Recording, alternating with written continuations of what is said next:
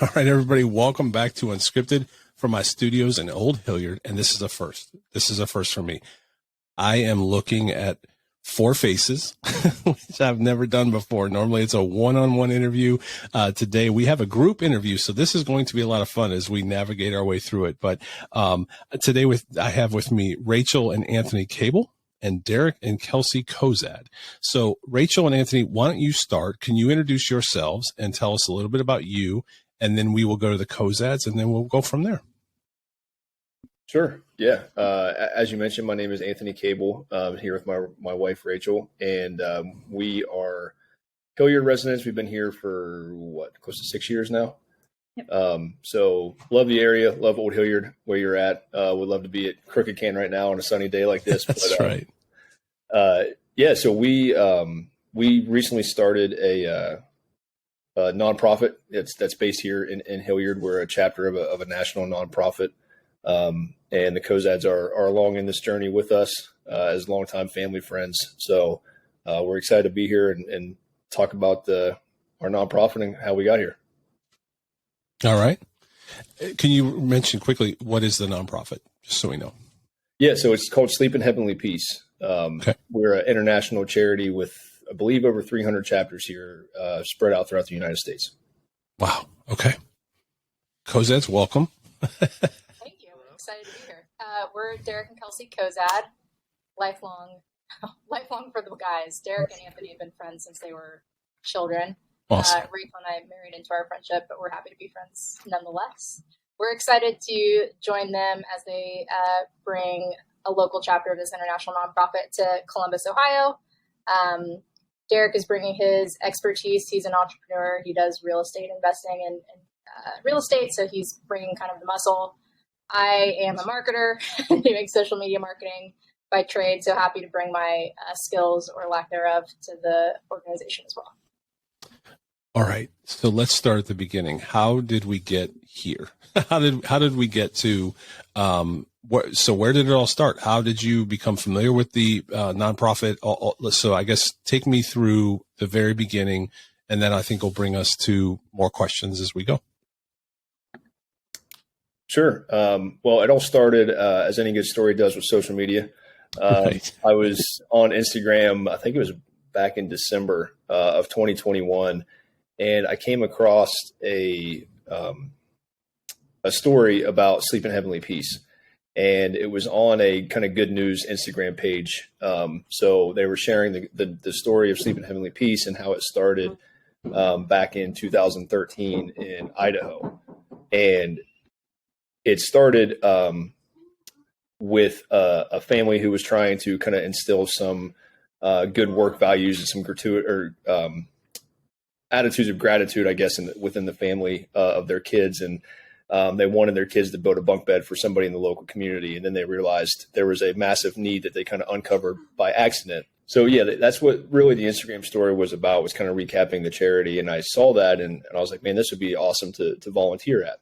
My wife and I actually built my daughter a loft bed a few weeks prior to this. So we were kind of in the building mindset, and we thought, we wanted to give our daughter a loft bed. So why not help build bunk beds for kids in this area? And when I went to the Sleep in Heavenly Peace website, there was no chapters around us. And as their genius marketing department worked, it said, if you don't see a chapter, start a chapter. Yeah. So I was like, okay, that's, maybe that's by design. There's a reason why I saw that. So I remember coming down the stairs and telling Rachel, I said, hey, I got a great idea that we need to run with. And that's kind of how it all started. There you go. And then how did you bring in the Cozads? So there's been a time or two where I've had business ideas in the past that don't we all? Yeah, of course. Absolutely. Shark Tank, and now I think I should be on there.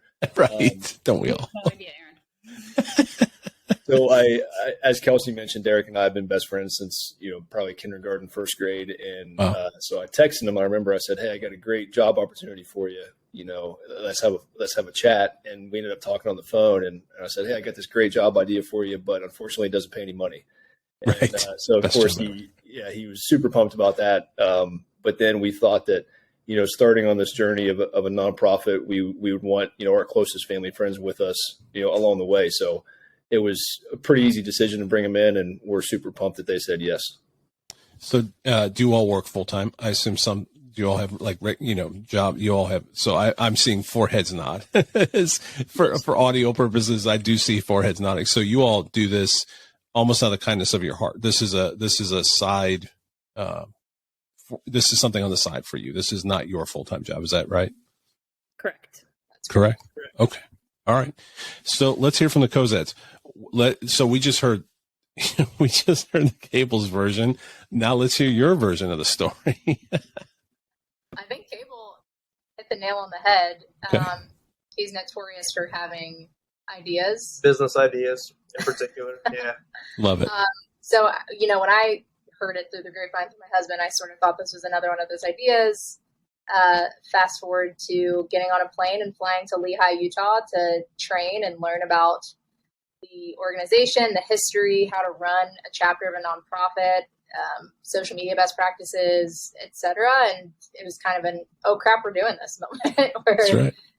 We came back home and we hit the ground running. I think we're the first chapter in the organization to start fundraising before we became an official chapter. So we were super just pumped, super excited to get going, and we hit the ground running real hard.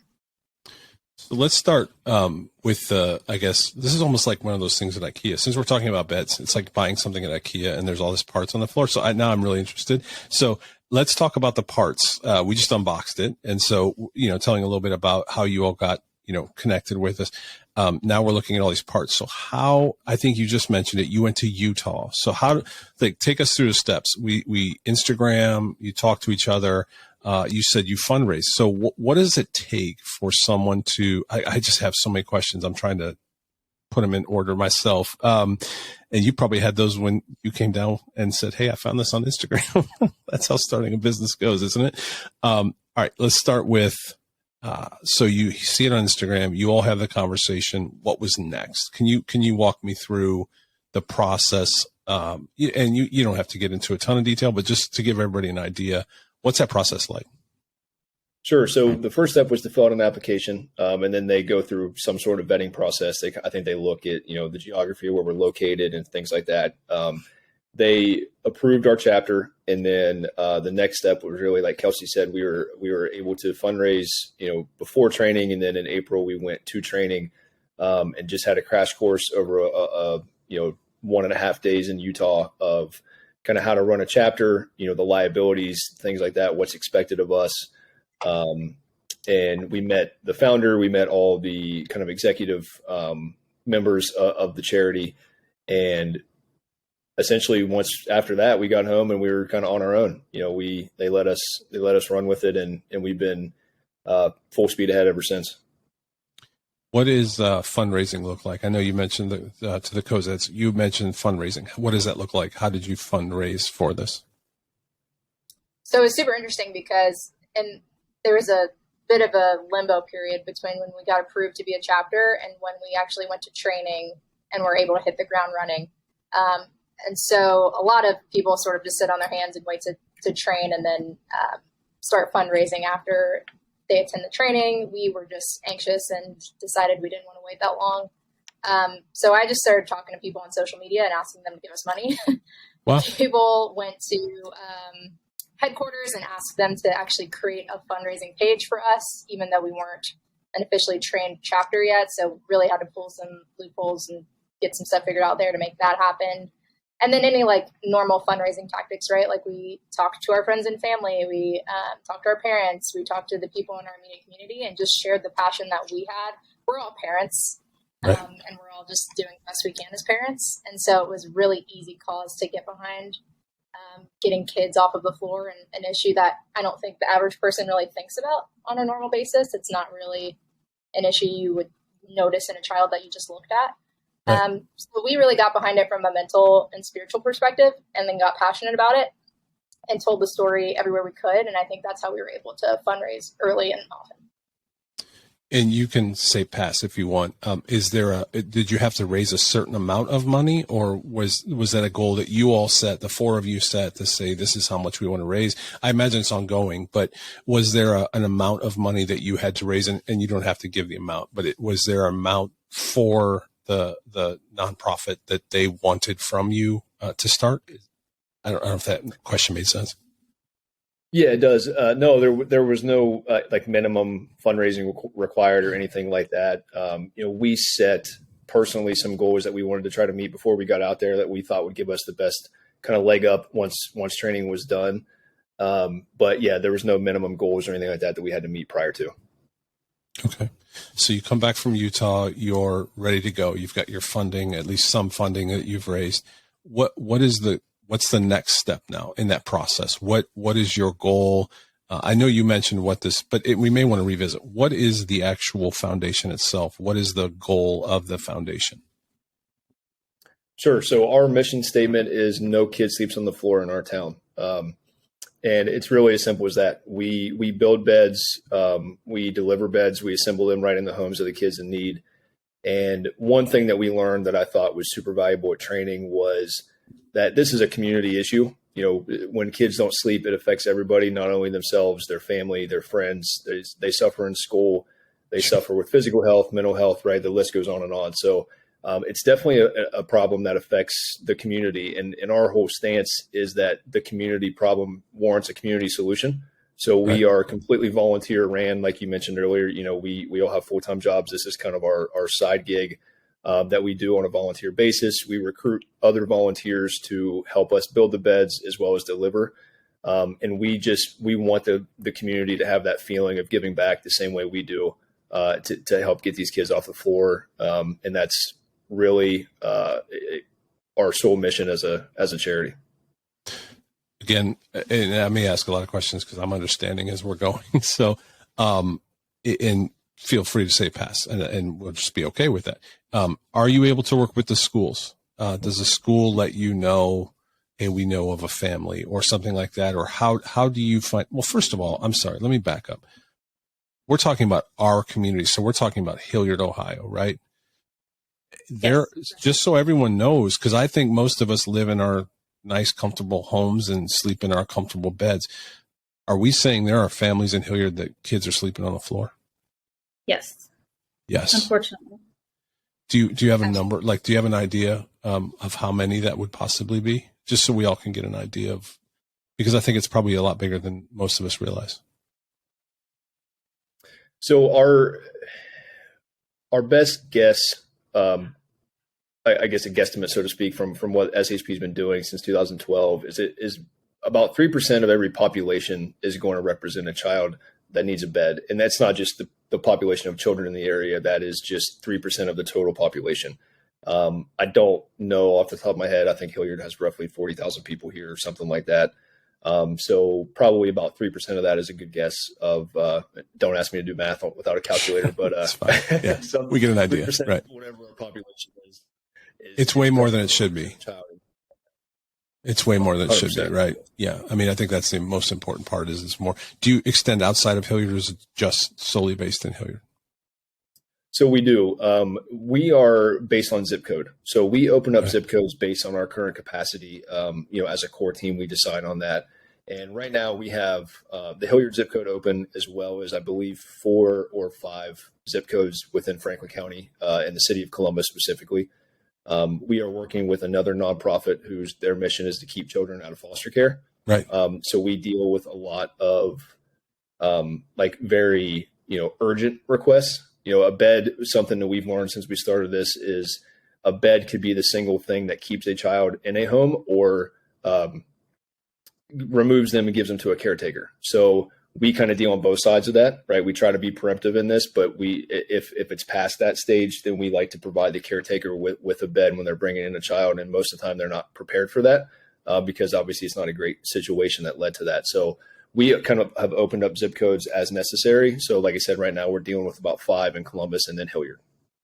So I have 4 of you on today. How many? I'm sorry, go ahead. Sorry, I also want to just call it the actual application process through SHP. So we do work with a number of nonprofits, but one of the reasons that drew us to SHP was the application process is seamless. It's non-humiliating. It's designed for extremely low barrier of entry. I think the CEO was quoted as saying, if you're a millionaire and you ask us for a bed, we will still provide you with a bed, right? It's not our business how much money you make or what your circumstances. It's our business that a child is sleeping on the floor. Wow. So Hilliard, obviously, I think the median income in Hilliard is like upwards of $100,000, but we're talking about children who didn't make those decisions, people fleeing domestic violence situations, natural disasters, what have you. I think at the end of the day, those questions don't need to be asked by us. We just are here to find the solution. Right. So let me go to the muscle, as they said. Derrick, what goes into building the beds? I think it sounds like you were leading that charge as far as the bed. Do you get pre-made, or are you going to Lowe's and buying the product? Like, how does it work to build a bed? Yeah, actually, Lowe's is one of our partners who provides lumber for us. Cable, you might be able to talk a little more on the building process. Basically, I'm the only one that didn't go to training. Cable brings back the plans, and basically we're all learning at the same time. So, okay. So it sounds like you partner with Lowe's. So there's local partnerships that you go and I assume, do you receive a discount of some kind on the product itself? Because I know the price of wood has gotten crazy. I think it's coming back down a little bit, but as with everything else, I know inflation's been crazy, but wood in particular really jumped up. It sounds like you have some local partners that you work with. Yeah, so Lowe's is actually a national partner for us. Awesome. So they've been fantastic in actually giving us some grants to pretty much like a startup grant per chapter that we were able to buy tools with and things like that. And the way the lumber works is we don't necessarily get a discount. However, we partner with other organizations that will sponsor a build day. Oh, that's nice. So to your question about the building and kind of the community environment, we do what are called build days, where we have 2 weeks ago, we did with a church here in Hilliard, probably right up the street from where you're at now. And we were able to build 20 beds with about 35 volunteers. So we got all the lumber from Lowe's, all the equipment we've purchased from Lowe's, and we kind of put it together and build beds kind of right there in the parking lot as a good team building, community building event. That's awesome. So I started to ask the question. There's 4 of you now. Are there others in that have partnered with you, or do you rely on, like you just said, a church to have a build day or something like that? Yeah, so we have partners. I mean, some of them, like I said, like Lowe's are set in stone. They've been that way for a while. We have other partnerships that kind of come and go. Coffee Connections in Old Hilliard was fantastic with us. I think you asked the question earlier, what was next after training? And the first thing we did was hold a public event at Coffee Connections. That's awesome. And they allowed us to set up a demo bed so everybody could kind of see what we're physically building. We had a donation cart for sheets there. So Kelsea did an amazing job on social media putting out the word. People showed up and we were able to get sheet donations, monetary donations. People signed up to volunteer in the future. And then Coffee Connections actually gave us a portion of the proceeds for the day during that event. So it was a fantastic event and really just showed us the type of support that's here for this type of a charity in Hilliard. I love it. All right.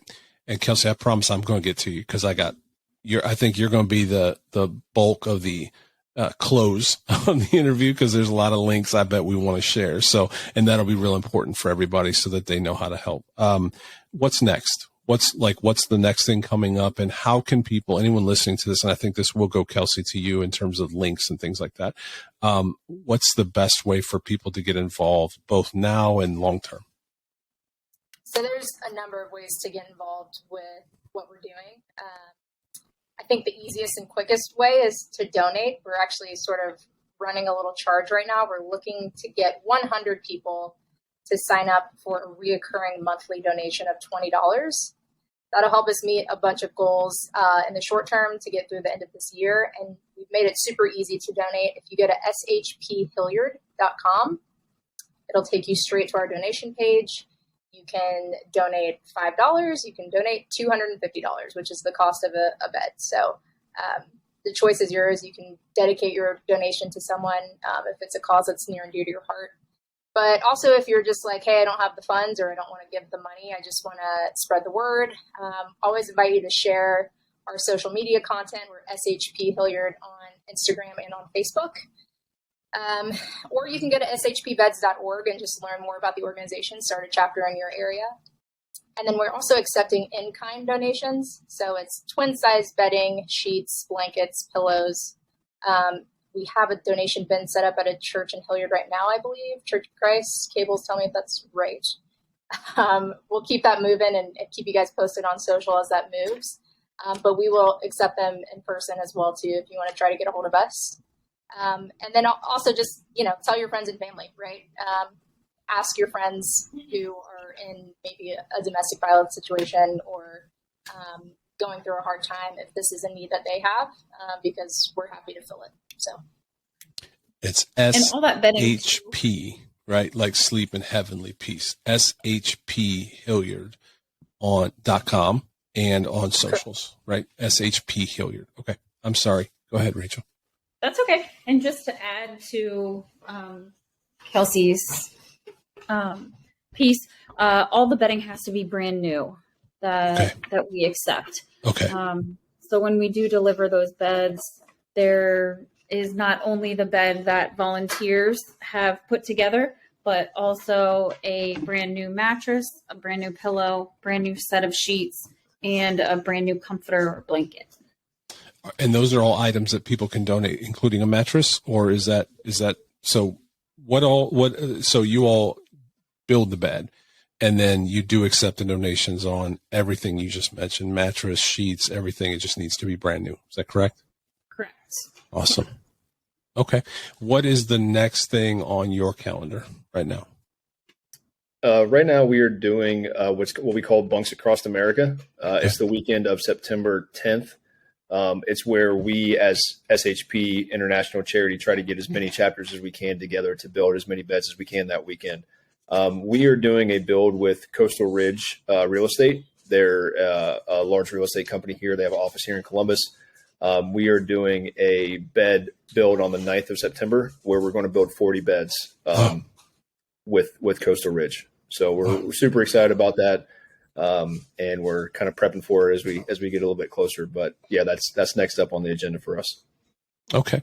And the best way, I think it goes back to, Kelsea, what you said, best way is SHP Hilliard on socials, on Facebook, on website. That's probably where everybody can get all the information that they want about you all, how to help, where to donate. That's probably our best central hub, right? For sure. I'd also encourage any listeners who are excited to download something called the Point app. It's where we solicit volunteers for our events. So if you want to come run a sander or a drill press with my husband, you can do so by signing up at the Point app. And so we'll just let you know, hey, we're having a build on September 9th. We need 10 people. You can sign up to volunteer that way.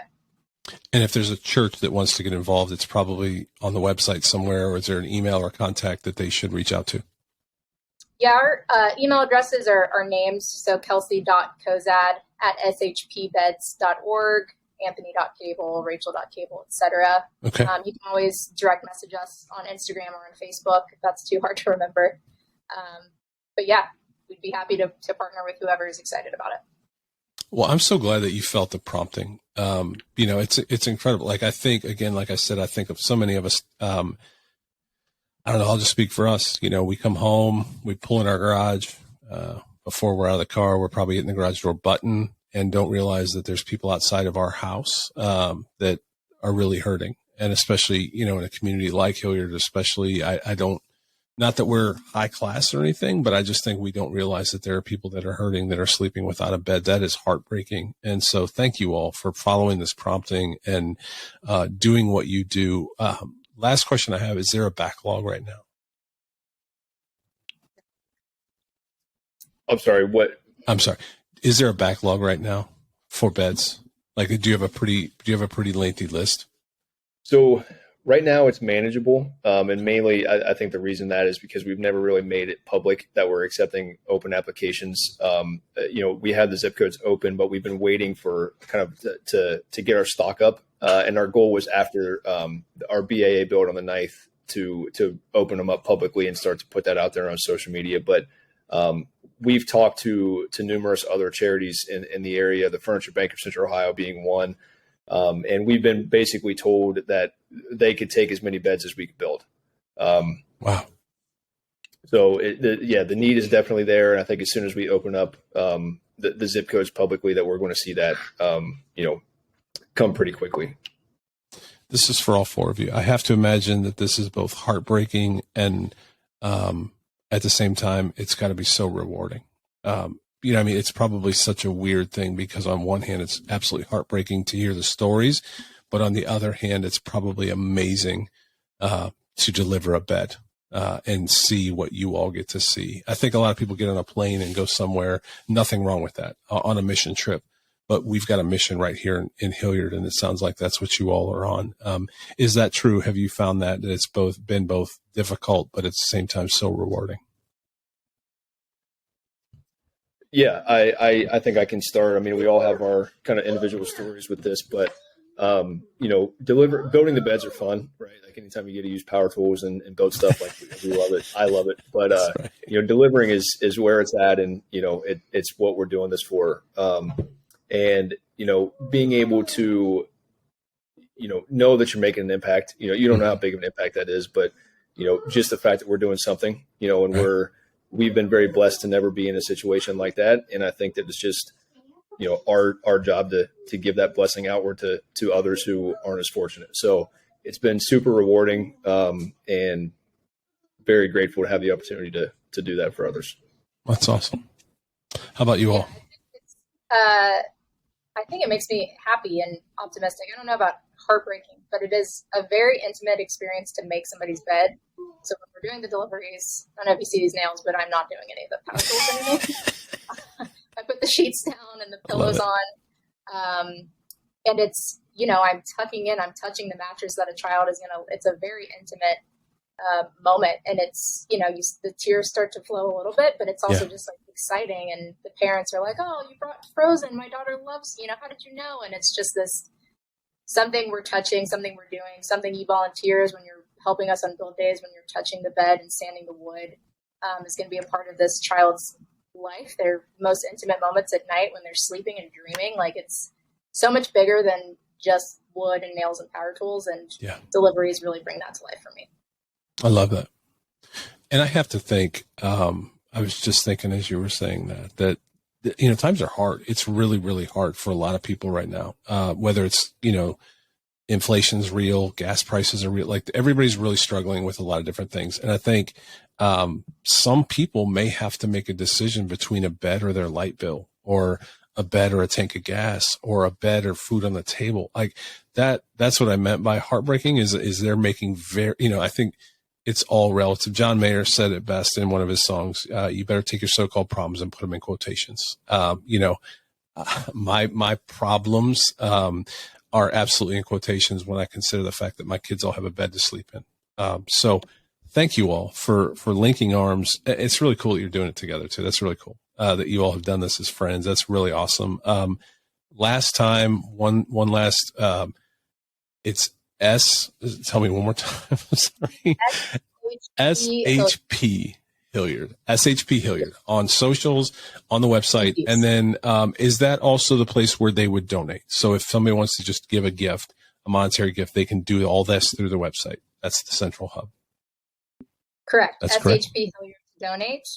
SHP Hilliard on social. If you are interested in the international organization, the parent organization, shpbeds.org for that. shpbeds.org. Thank you all so much. This has been an honor for me. Anything last before we go?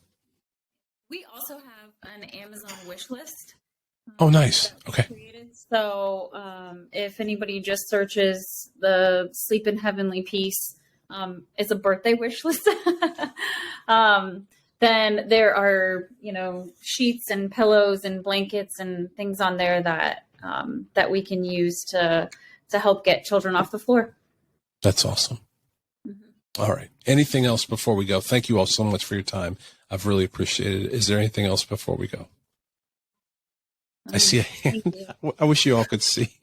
This may not make video. It's going to be audio, but I do see a hand. Go ahead. It's got a hand up. So I didn't know if you had something to share. Go ahead, buddy. We got to paint beds because we got to put them in liquid. Okay. So you have to paint the beds. Is that what we said?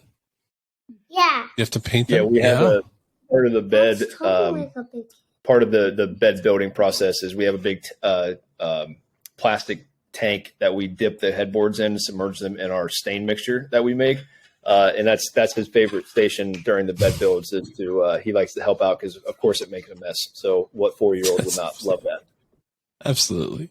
Well, it's been wonderful to meet your families too, because this is a family process. That's so cool that you're involving them at such a young age, and you're setting their hearts towards serving, which, that's amazing, for this generation that we're in, is the more we can serve, the better. So did you have another hand is up again? Do you have another? You have something else to share? we got to we are at home right now. You're at your home right now. Yes, I think we all are. Yeah. How about that? And we get to talk, and we're not in your home. We're in our own homes talking over the internet. It's really cool, isn't it? Yeah. All right. Thank you all so much. It's been wonderful. I wish you the best of luck. Please check out the website. Please learn more about this foundation, and please donate if you can, because I think the more that we can help, it breaks my heart to know that somebody may not be sleeping in a bed tonight. That is, thank you for your passion and for making a difference. I really do appreciate it. Thank you. All right. Yeah, thank you for having us. Thank you so much. Sure. All right.